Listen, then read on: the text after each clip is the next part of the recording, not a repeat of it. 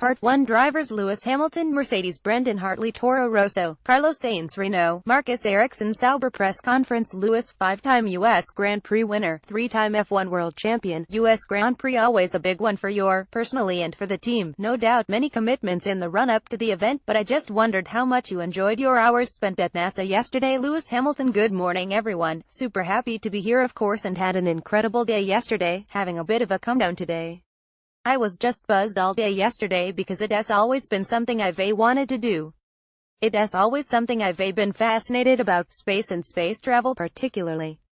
So to actually go there, and I had a million questions. I am sure the guy got fed up with me. I asked a lot of questions, and I got to see a lot of great things, some of the new technology they are working on, and yeah, I want to go back. You stand on the threshold of your 4th Drivers' World Championship this weekend, but does a part of you regret that the fight has sort of gone out of it now with all the misfortunes that Vettel and Ferrari suffered on the Asian leg in Singapore, Malaysia and Japan? No, I don't feel any type of way about it, but obviously you've got such a massive margin now. There was such a tension throughout the season up to September, but there is much less tension now from your point of view, approaching the races. Nothing has changed for me, man. Everything is exactly the same as it was going into the last race, going into the second half of the season. It is exactly the same mentally for me. Maybe it has changed from your perspective, but for me it hasn't. Fair enough. Thanks for that, Marcus. The seats are filling up now for 2018. Are you comfortable with the position you are in, and do you have any guarantees about next season? Marcus Ericsson: I think in Formula 1 when you don't have a contract signed you can never be comfortable, so it is important for me to push hard now in the last few races to show that I should be on the grid for next year. You've never been out-qualified, I believe, by a teammate here at Austin. What do you like particularly about this track? Me, I didn't know that, but that is good. I enjoy this track. I think it is the best one of the new tracks on the calendar. It has a good mix of very fast corners. The first sector is really good fun to drive and really challenging, and I look forward to driving it with these new cars as well. I think it is going to be quite impressive. It has a good mix of corners on this track, and it is enjoyable to drive. Turning to Brendon, Hartley, 2017 Le Mans 24 Hours winner. Welcome to your Grand Prix debut. Tell us, who called who? What part did Porsche play in it all, and where is it all leading? Brendon, Hartley: Good questions. Actually, when it was announced that Porsche would stop endurance racing in LMP1 for next year, I called Helmut Marko and I said, look, I am a different driver than I was 10 years ago. I've learned a lot, and if there is ever an opportunity I am ready. He didn't say much, he just said he got the message, and 3 months later he made the call. This happened very quickly. I didn't know about it much sooner than the press did. It has been quite a whirlwind of a couple of weeks to arrive here. Yeah, I am pretty relaxed at the moment, all things considered. Really looking forward to getting out on track. Obviously I've had quite a bit of time to chat to the engineers, to go through some data, a little bit of time on the sim. But I am looking forward to free practice 1 and see how comfortable I feel, and working towards the race start on Sunday, which is a big moment for me. So yeah, really excited. When you say you are a different driver from 10 years ago, what was wrong with you as a driver 10 years ago that made it go wrong with Helmut, and how have you changed? I guess I wasn't ready. I had some success in the early days. I won the Formula Renault Championship. I became the reserve driver, had my first F1 test at 18 years old, and I guess I just didn't deal with the pressure. I stopped enjoying it. I wasn't happy. I was pretty young and away from home. When the Formula 1 dream, so to speak, stopped in 2010, I picked myself up. I found endurance racing, and yeah, I have learned a lot from that experience. Being in the LMP1 program, a high-profile category, where there is a lot of pressure, probably not that dissimilar to Formula 1 in some ways, in that respect, in development of the race car, and working with teammates has been great. I am a lot stronger than I was back then, basically. I wasn't ready at 18 years old. I like to think I am ready now. I am not very prepared for this weekend. I haven't the car. I haven't driven a single-seater since 2012, but I like to think that Porsche LMP1 has hopefully prepared me well. Excellent. Thank you very much for that. Carlos: Splendid in yellow. You've made your move to Renault this weekend. Why is it important to do 4 races at the end of this season, to get your head around the new team ahead of next year? In what ways will you benefit from this? Carlos Sainz: First of all, I think that 2018 cars will be an evolution of this year's cars.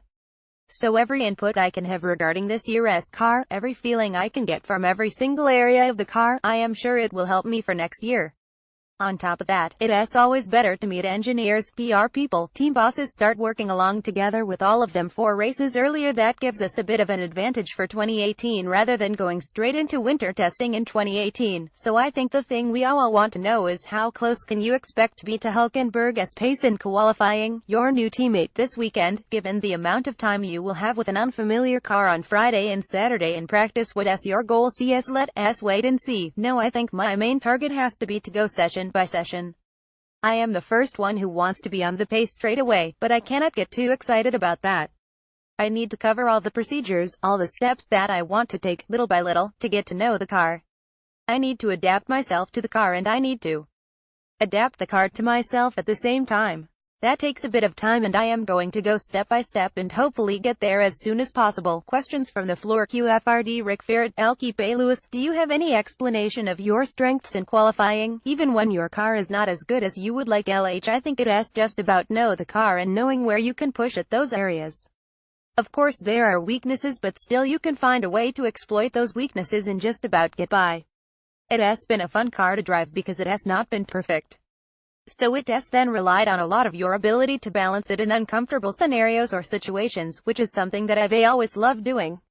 That's how I started in life, with not such a great go-kart when I was young, so that's about it, really. Q Joey Barnes Motorsports Tribune Lewis, the fun exchange with Takuma Sato on the podium got a lot of buzz here in the States.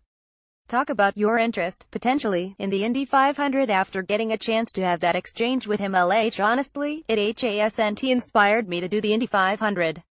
I've always respected it and appreciated it, and I got to watch part of it when Fernando did it, which was super exciting. I love the idea of drivers being able to do more than one series. Just the other day I happened to get to drive a Formula 1 car on an oval, which was interesting. I have a huge amount of respect for those drivers. It's quite scary when you approach those banks at the speed that they do. But I personally don't have any particular desire to. Maybe one day I'll have some fun and go out. Obviously I get lots of opportunities to do those things, but I have no plans to go there and do anything serious. Q Chris Medland Racer Brendon, what have the team have said to you about their expectations for this weekend and longer term what may come after this weekend? BH, actually, there have been no expectations set. To be honest, some of the team members I am just meeting for the first time today, and yesterday during the seat fit. I made the seat yesterday. Nothing has really been said yet. Obviously I want to do the best that I can. I am trying not to put too many expectations on it. In some ways I am underprepared, but obviously I want to do the best job I can. Nothing has been said by the team, and also, going forward nothing has been said yet. Q Andrew Benson BBC Sport Lewis, you've talked about being on another level since the summer break. I was just wondering, what has changed for you within the team, and maybe for you personally, over that break and into these races that has allowed you to operate on that higher level of consistency? LH, I think it has really just been that confidence of understanding the car a lot better this year, particularly in the second half of the season, knowing it has strengths and weaknesses. Then, I would say that we are constantly evolving the process in which we work together, myself and my engineers. So we often hit the ground running with a balance I am more comfortable with, which then naturally helps you easily step forward throughout the weekend in the right direction. And otherwise, just on my driving side, I don't know, I think there are a lot of positive things happening in my life.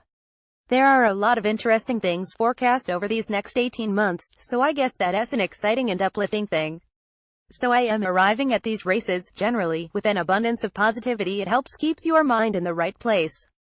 Obviously, Toro and the team, Mercedes, have been incredibly supportive of all the different things that I am into and the things I do and the way I move, which enable me to be in that position, and which are much appreciated. Q Alan Baldwin Reuters Lewis, there are reports in some of the media that you might be considering taking a knee on Sunday during the U.S. anthem.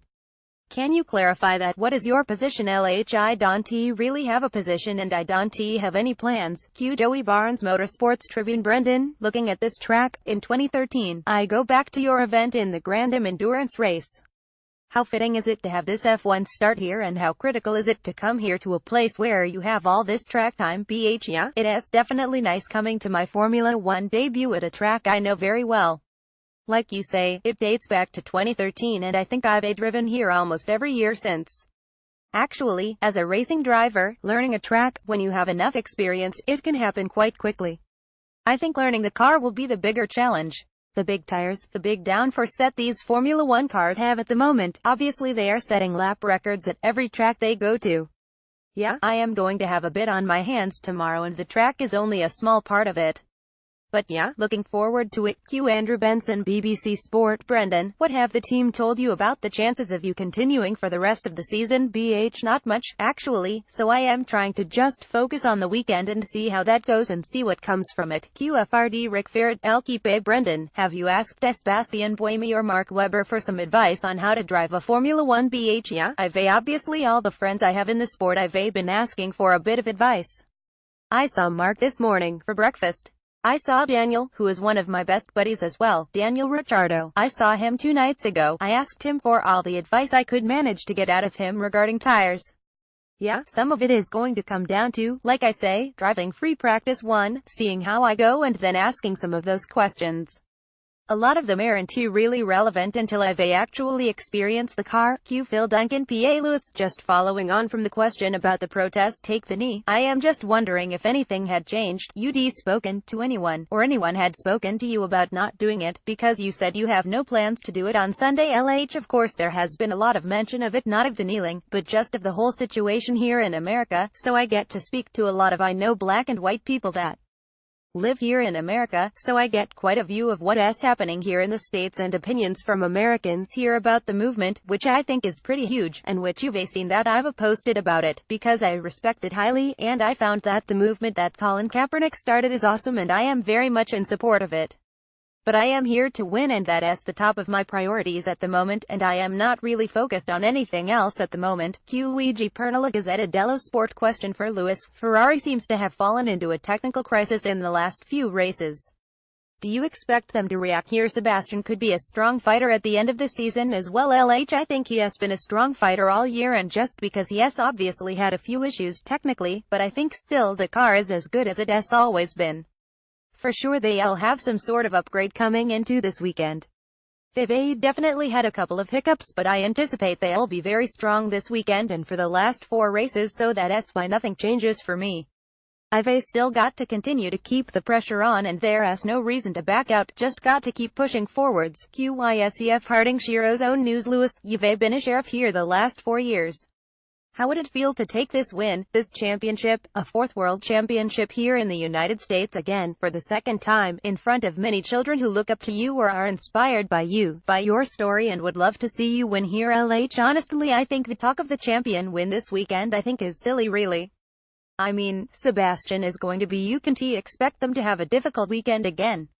They're going to be quick, they have an opportunity to win the championship, as long as it's done in the next 4 races, that's my focus.